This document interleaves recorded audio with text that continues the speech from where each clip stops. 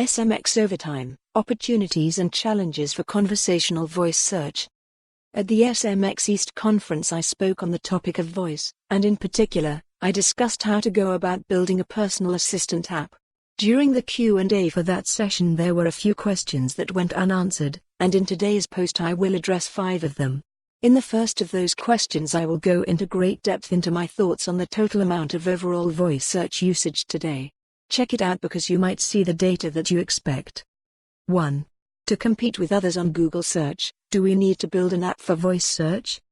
While I'm a fan of building personal assistant apps, my experience suggests that the usage level for most such apps remains relatively small, with some notable exceptions.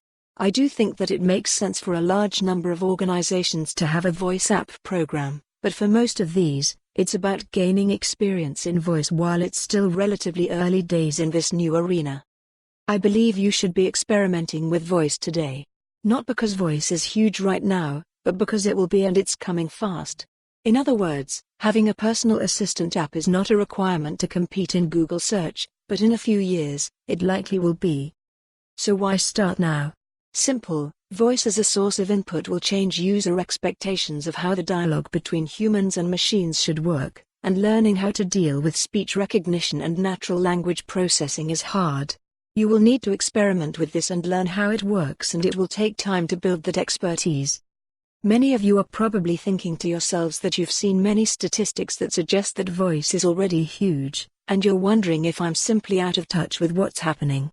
However, the reality is that those statistics are deceptive, and in some cases completely misquoted. There are 3 basic reasons why this is true.